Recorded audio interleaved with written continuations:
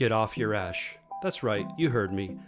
Confronting what happened to us in the past in order to understand who we are in the present so we can be who we want to be in the future. It's time to stop allowing what happened to you yesterday to continue affecting what you do and who you are today. This podcast is going to challenge you and push you outside of your comfort zone. So, if you're ready to get off your ash, let's go. All right. Well, good morning, good evening, good night, wherever you are in the world listening or watching this. Welcome, welcome, welcome. This is episode 2 in the new series called Get Off Your Ash, and I will be your host for the series. And I just want to welcome you back to another program.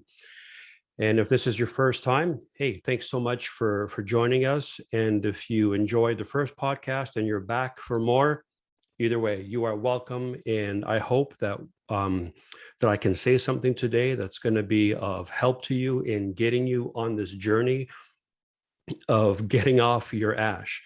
And so if it's your first time and you're hearing this term, this phrase, get off your ash, and you're like, what in the world does that mean? Why are you talking about that? Why do you got to use the word ash? It's obviously close to another word. Why do you have to do that? I would encourage you to go back and check out episode 1. And the first 10 minutes or so, I just kind of spend explaining where I got that title from and what the ash represents. And maybe if you're the type of person where you say, you know what, I don't want to go back. I don't want to listen to the whole thing. Just give me like the 2-minute version. Okay, here's the 2-minute or less version. Ash basically is just another word for stuff. I talk about dealing with the stuff in your past, the stuff that happened to you when you were a kid that you didn't even realize that kind of became internalized and you've carried it with you all your life. And now as an adult and as a grown-up, you act certain ways and you behave certain ways. And sometimes we're not really sure why. Why do I have this kind of a reaction? Or I used to be like this, but recently stuff's been coming up and I don't know where this anger is coming from. That's stuff. And we get the word ash from the Old Testament, from the book of Job in chapter 2, verse 8.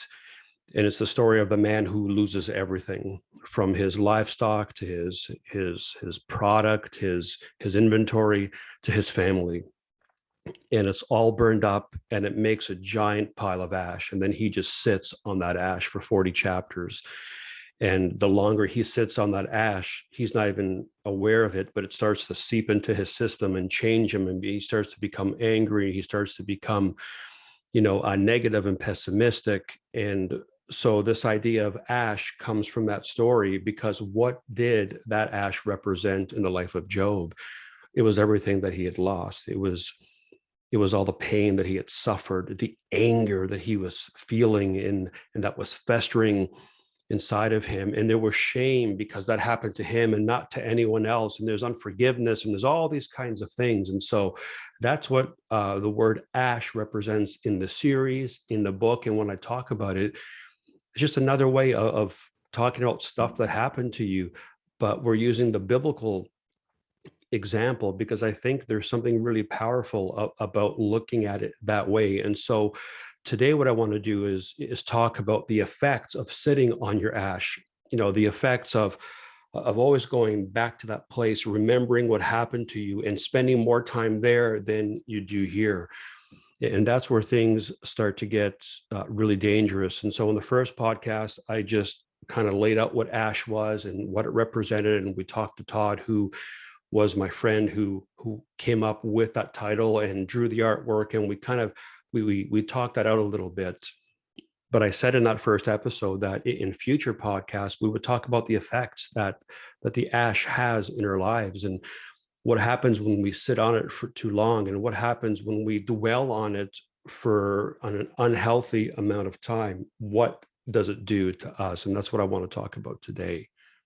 Often, and without even realizing it, a lot of times the way we see ourselves is because of what somebody said or did to us when we were younger. And that's the craziest thing to me, because, we think we're in control of our life. We think we're in control of our destiny. I am who I am because of what I've done in my life, and I'm this, and I choose. And to an extent, that's true. But to another extent, it's completely untrue. We are very much a product of things that have happened to us in the past. And sometimes we don't understand why we behave the way we are. Or you might even say, I have a sibling, a brother or a sister, and we grew up in the same house and we had the same parents, but yet we are completely different people. And sometimes there's personality involved in that, but sometimes there's something that happened to one of us that didn't happen to the other person, and we're unaware of it until we get a little bit older.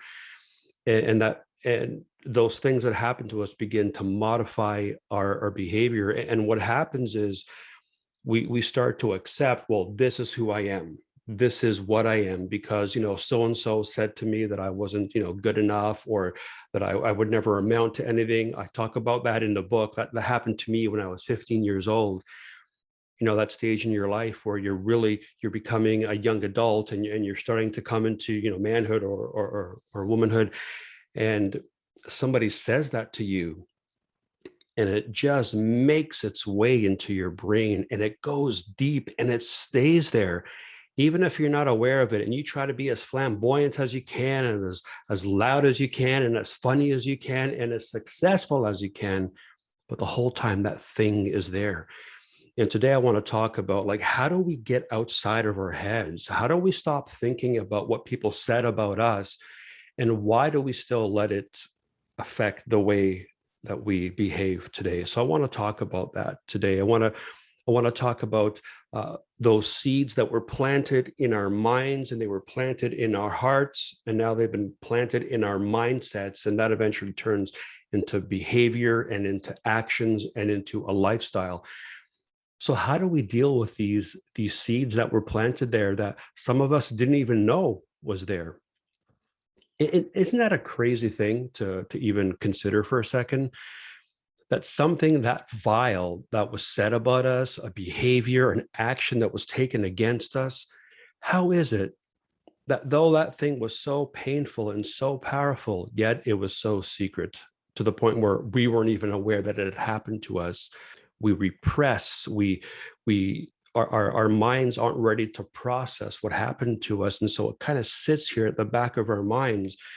And what we do is we get so busy. That's what I did. And maybe you've done this in your own life, but what I did without even knowing it, at least not consciously, I was staying busy in the forefront. I was writing, I was producing, I was traveling, I was, doing this and doing that the whole time, so that all that bad stuff could sit at the back and not make its way to the front. Well, let me tell you, it's a battle that you'll lose, and you're going to find out in a really, really hard way that it's a battle that you'll lose if you try to repress that. If you try to hold it in the back of your mind and you don't allow it to come out, eventually it will come out. It needs to come out. It needs to be talked about. It needs to be addressed. And I know that in my own life, it came out in just really, really dark ways. I mean, depression began to settle in, and anxiety. And I'm by nature not an anxious person, but I became anxious, and I became really nervous and kind of, twitchy. And I started to just become overwhelmed by big situations where usually, it's Joe. He's going to laugh. He's going to make a joke or do something quirky to get people's mind off of it. And so let's talk about these seeds, and they're not good seeds. Some people can plant and they can figure out a garden and plan it out. And in the springtime, certain flowers are going to come forward. And then later on in the season, these are going to come, and everything grows at the same time, and they look really beautiful. I'm just not wired that way. Actually, neither my wife or I are wired that way. And people keep giving us flowers, and they keep giving us plants. And guess what? We keep on killing them. We're just, there's no natural inclination in my body at all to care for plants. I wish sometimes that I were more inclined that way, but it's just not how I'm wired.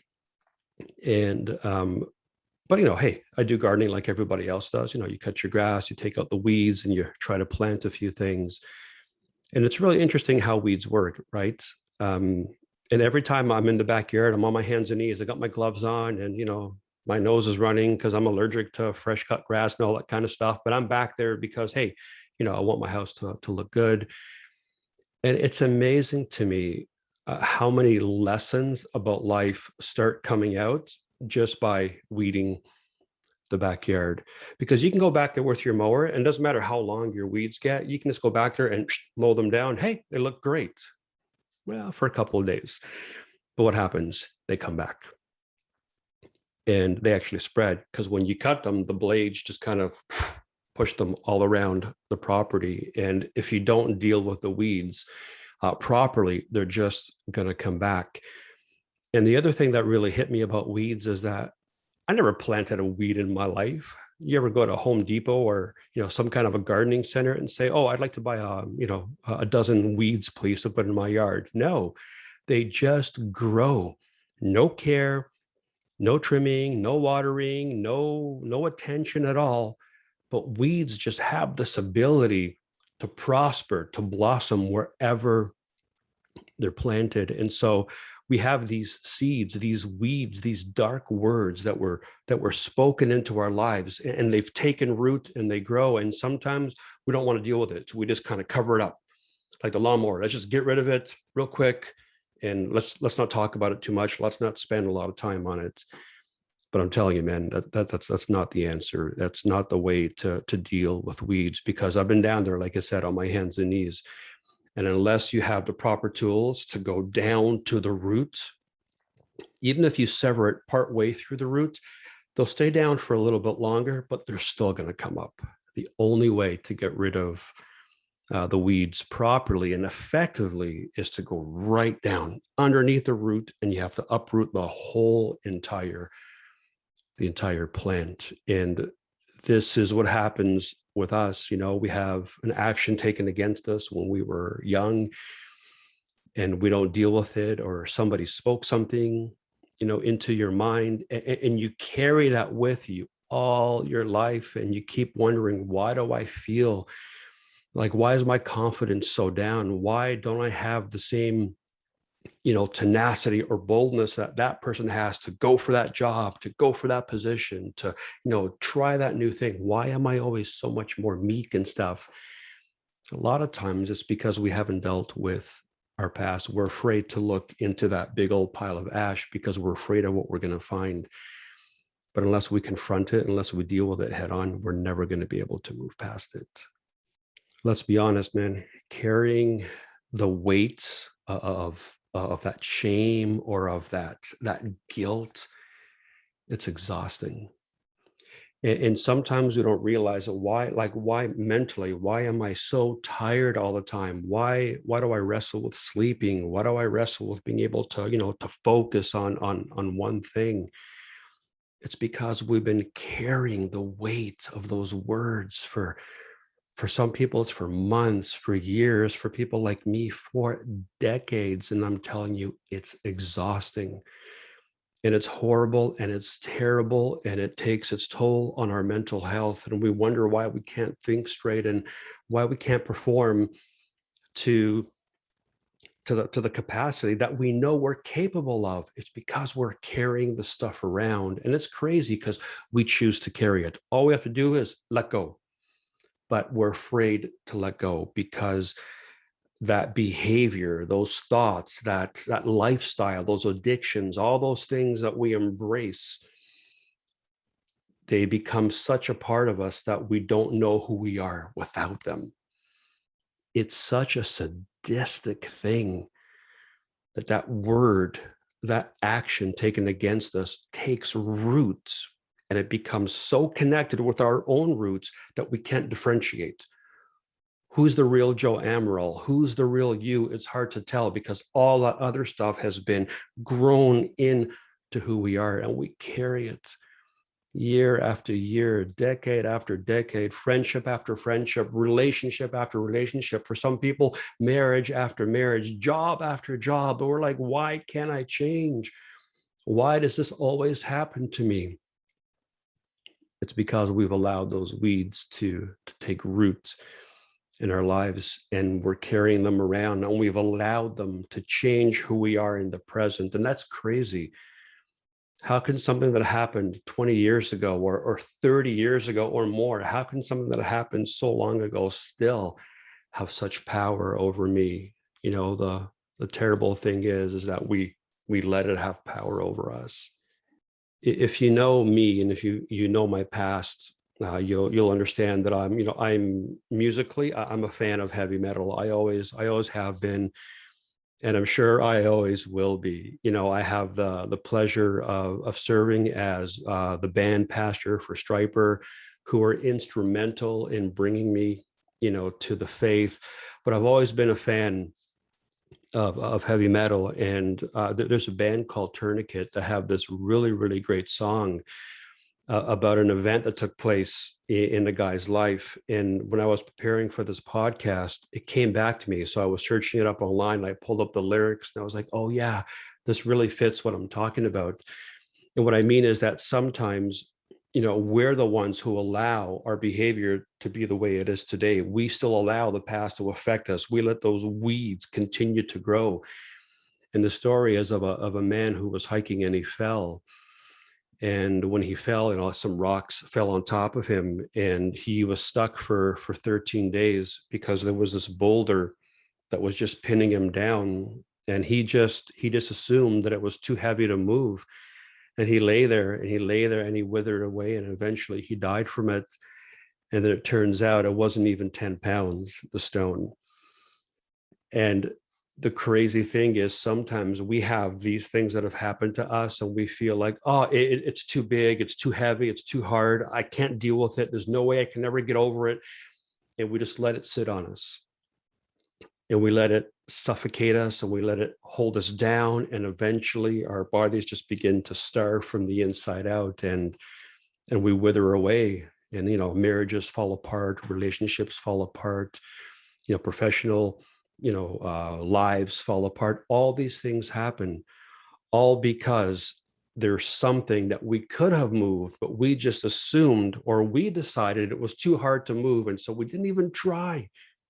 And that horrible story ended in that man's death over a 10-pound stone that he could have easily just rolled off to the side, but he just assumed that it was too heavy and too hard to move. And there's another illustration of a man who's been sitting in a prison cell, and he just sits there and he stares at that cell. He doesn't understand why he's there, and he wishes he could be released. He wishes he could get out, but he just sits there and he withers and he rots away. And then one day they come to visit him, and he's gone. He's died because he's starved to death. His mental strength just dissipated, and he rotted day by day, only to find out that the door was unlocked the whole time.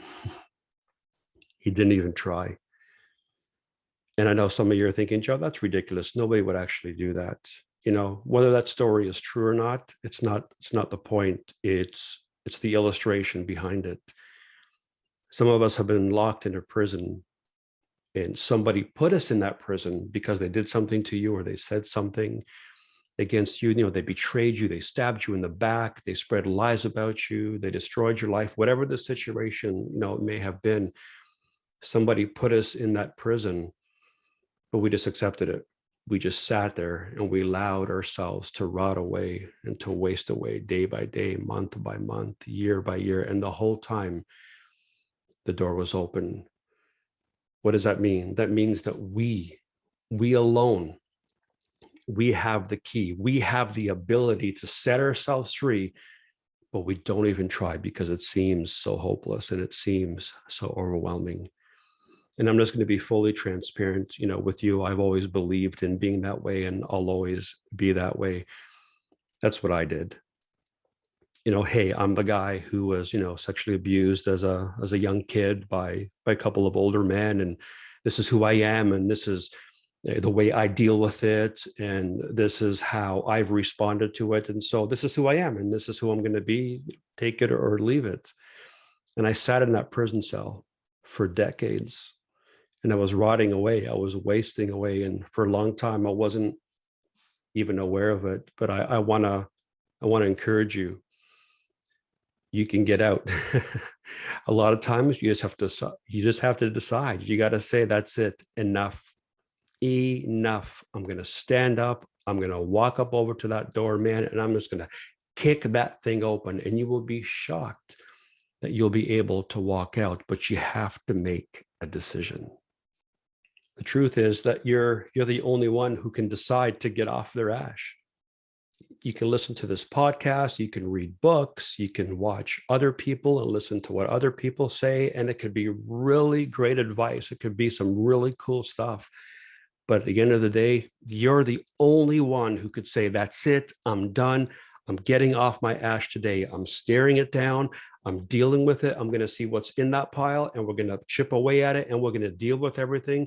And I'm going to get up and I'm going to walk out of this prison cell today. But you've got to decide to do it. And I'm telling you, if you don't decide to get up yourself and walk out that prison cell, one day you're going to be carried out of that prison cell, and you're not going to be alive. You're going to be spiritually dead. You're going to be mentally dead, emotionally dead, and maybe even in some extreme cases, even physically dead. So you got to decide today. You got to say, you know what? I'm going to leave the past behind. I got to stop believing those lies that were said about me, those weeds that made their way into my garden, which is your mindset. And I've allowed them to grow. And I've just been keeping them at bay, keeping busy, doing things, progressing, moving on with life, but never really dealing with it. And their roots are still there. But today, let today be the day where you say, you know what, man, that's it. I'm getting off my ash. I'm not going to allow it to rule me anymore. I'm not going to allow my past to dictate to me in my present. And I'm not going to let it prevent me from becoming what I want to become in the future. So today you got to choose to walk away. Whether it's that stone that's on you, you got to take it, man. You got to push that thing away. Even if it's a bigger rock than you think it is, that's where places like this podcast come in, the book comes in, friends come in. Allow people into your life who will walk with you during this journey. And he'll say, you know what, Joe, I'm going to help lift that rock off of you, man. We're here for you. You got to find those people in your life, and you got to allow them to walk alongside you. And using those same kind of illustrations, man, go, get up, kick down that door. It's crazy to realize you've actually been free the entire time, but we've chosen to stay. We've chosen to wear the shackles, even though we could have shaken them off at any time.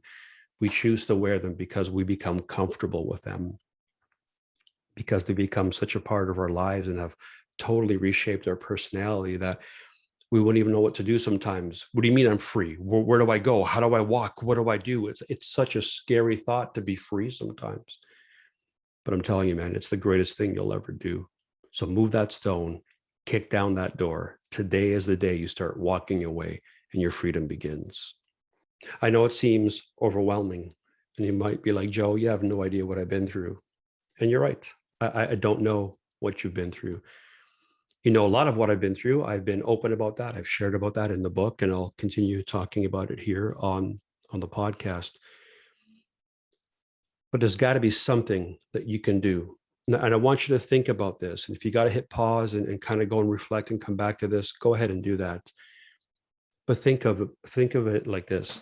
What's one small thing that I can do today? Doesn't have to be a massive thing. You know, I'm going to, just something small, a little step, a little change in the way you think. What's one small thing that you can do today that'll put you on a path, that might change the trajectory of your life? So that's the homework for this week, is think of, what can I do? You know, maybe I have to forgive someone. Maybe I have to write, a letter. Maybe I have to go see someone. Maybe I got to send somebody a text. Maybe I have to, whatever it is that you got to do, man, do it. Do it. Kick that gate open. Get that stone off of you, man. Today is a day, but you got to choose to do it. You know, there's an old Chinese proverb, and I know it's kind of cheesy, but it's actually really true. And it's this: it says that a journey of 1,000 miles begins with a single step. And I know, come on, Joe, really? You're going to use that one? But it's actually true. You know, I travel to Africa on a regular basis because of our work in Liberia. And sometimes, I check into the airport here in Toronto, and I'm like, Oh man, 8 hours over there, then 5 hours layover, and another 9 hours down there, then 2 hours to the hotel. You know what? That's okay. 1 kilometer at a time, 1 mile at a time. Let's just watch an episode, listen to a song, take a walk around the plane, go to the washroom, refresh yourself, whatever it is, just one step at a time. I will get there. And that's what it is with the road to recovery, with the road to freedom, with getting off your ash. It's not something you do today and in 5 minutes from now, you're a different person. I really wish it were that easy. But it does start with a decision, and it starts with that step, and there have been some big steps taken in our lifetime, even, something as simple as what Neil Armstrong said, right? When he landed on the moon, he said, that's one small step for man, but one giant leap for mankind. So take one small step today so that it can have a giant effect on your life. Think of one bad thing happened to you and it put you on the trajectory that you're on today. So the opposite is true. You can take one step today that'll put you in the right direction towards that door. And I want to be there. I want to be part of helping you kick down that door and you walk out of there a free man or a woman. So what do I want to end with today? Have you thought about what you can do? What's that one thing you could do? Maybe it's a small thing, maybe it's a big thing. For me in my journey, it was writing it down, writing a letter to the predators who took advantage of me as a young child. But then writing was a huge way for me to be able to deal and process what I was going through. And that's how I was able to write this new book, Get Off Your Ash. I just said, I'm going to write 1,000 words a day. Even if I don't hit that mark every day, I'm going to try. I'm going to do that. I'm going to sit down at this very desk and I'm going to write this out. And I'm going to use my journey to help somebody else on their journey. Mine lasted almost 30 years. And I always said, if I could help one person shave 5 years off that journey, 10 years off that journey, 20 years off that sentence, then why wouldn't I do it? So again, I just want to close today by encouraging you to take that step, do that thing. And, writing the book for me was essential. It was a huge game changer, in getting off my ash and dealing with the past and saying, you know what, there's lots of other people who are more qualified than I am. There are lots of other people who have better stories and are, better speakers and more eloquent and all that kind of stuff, but it doesn't matter. I'm telling you today, I'm the best Joe Amaral you're going to hear on this podcast all day long, is getting to that place where you love yourself enough that you're willing to make a change, that you're willing to push away that rock, to kick open that cell door. Start today, no matter how small or insignificant it might seem to you. Those little changes, those micromanagements, those little micro changes along the way, they can have a huge impact on your life. And I'm so glad that I got off my ash, that I dealt with my past, and that I stopped believing the lies that were spoken against me, that I wasn't good enough. You know what? I am good enough. I may not be the best, but I'm good enough. And I'm so thankful that I've been able to do the things that I've done in my life. And what I'm most proud of is what I'm doing right now, being able to work in Liberia, working in one of the poorest countries of the world and one of the poorest sections of that country, and just being able to serve the people there. I mean, the changes that we're able to make in that community, I think, God, these thousands of people would never have been impacted in this positive way if I didn't get off my ash. So imagine what you can do. Imagine what you can accomplish when you get off your ash. And so that's it. That's the whole point of this episode, is we got to understand that weeds were planted, that we're just not going to mow over them, but we're going to go down to the root. We're going to take some micro steps this week, and we're going to begin to make changes, and then we're going to start to see change. So that's the hope of this episode. And I just want to say this last thing to you. I love you. I appreciate you, but dude, get off your ash. Thanks so much for joining us on today's podcast. We hope you found it informative and encouraging. For more information about Get Off Your Ash or to order the book, you can visit www.getoffyourash.today or just search it out on Amazon.